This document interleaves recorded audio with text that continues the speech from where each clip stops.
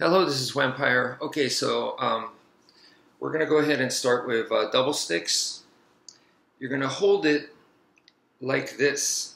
So the stick has to pass through your shoulder here. Okay, so from right here, I'm standing square and I'm going to throw a punch. A punch. 1, 2, 1, 2. Now, right now, my hand is just going straight out and back, straight out and back. And I want to hit in the middle. So then I'm going to turn and hit in the middle. I'm going to turn, hit in the middle. So that's just body shifting, what Professor Bram Frank calls body shifting, like this. You're just turning on the balls of your foot. Okay, so 1, 2, 1, 2, 1, and 2. And make sure you keep this. You don't want to start doing this, because when you start doing this, your hands get too close, the weapons get too close, they hit each other, you could hurt yourself. Okay, so make sure you keep this angle and make sure that the right hand stays in the right side and the left hand stays in the left side. Okay, and like I said, that way it just goes straight out, but then I cannot hit the middle. In order to hit the middle, I turn. I'm not doing this, okay, to go across. I am turning, you see, I'm turning my body instead of doing this. So this is what we want to avoid. Physics-wise, when you throw this way, you're able to put the shoulder behind it. So this way, my hand can go wherever it wants, but my shoulder's not behind those hits. But this way, if I go, I'm able to put the shoulder behind it, and then the turning is what helps me adjust where to hit. So anyway, the lesson there, so that's the basic punching, double punching with the double sticks. Anyone that's done Kia, Wmpyr Escrima, Arnis has learned that. Okay, it's a very basic thing. So from there, you go into partner drill, and you do it with your partner. But I'm interested in progressing it, okay? What can we learn from this drill, from this textbook technique? What can I learn so that I can use it in a real-life situation?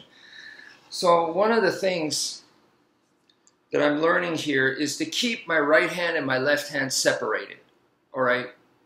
So if I keep my right hand and my left hand separated, this is very, very important for the safety of myself. So safety, for me, is the most important thing.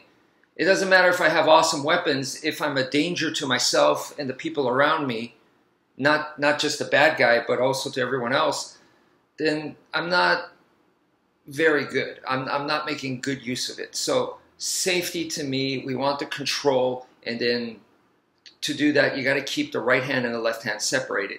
So right now, the way we're doing that is right and left. Left hand stays on the left side, right hand stays on the right side. But there's also a top-down, not just sideways, a top-down relationship as well. So if my hand comes up here, the other hand can be down here. So that way, it'll be safe if they're operating on different planes. So that is the lesson there.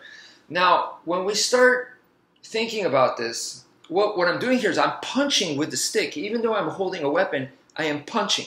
So that means that whether I'm using an improvised weapon or a knife, don't forget about punching.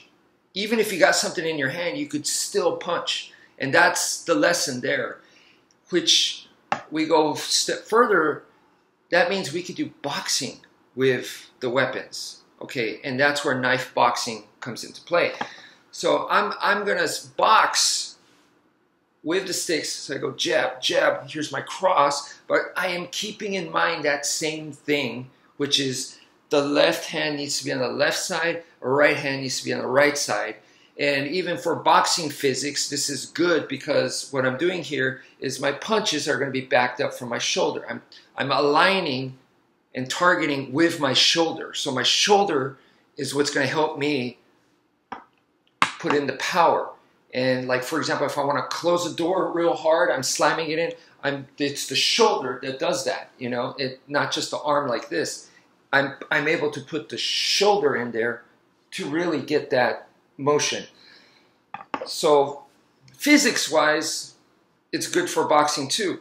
But here, we go back to the weapons, and so boom, and the same with the uppercut. The uppercut is here, uppercut is here. It's not here. It's not here, okay? This, I'm crossing my own center, okay? It's here. The uppercut's here, uppercut's here. Once again, if I want to hit in the middle, I don't go like this because I'm not putting my shoulder behind it. It's going to be here. I twist and do this. You see, and I twist back, you can see it's still here. But because I'm twisting, I'm able to hit the middle there. So I'm still keeping the same rules there from the stick. Left hand and right hand, the left hand stays on the left, right hand stays on the right. They need to be separated. They need to stay on the shoulder side, so the shoulder is what gives them the power there. So even though I'm doing boxing, I'm still keeping that in mind. So it changes your boxing a little bit, okay? And now when you go to weapons, it'll be no problem. You could still do the same thing. So there's a lot to be learned from that simple, drill that everybody knows. And here's Mr. Dracula. So there is a lot to be learned, okay? But that is the very first thing that I want you guys to understand. The next thing is this, which everyone, like I said, everyone that learns Kia will learn this right away. It's one of the first things you learn. We also can do it this way. Boom, boom, a slash and a slash. Rather than a punch and rather than a strike, you could slash, right? What that tells me is that your attacks, the strikes, your strikes and your slashes become interchangeable. So that is another lesson to be learned there. So anyway, that's it for now. Thank you for viewing. Here, let's say goodbye together. And goodbye, folks.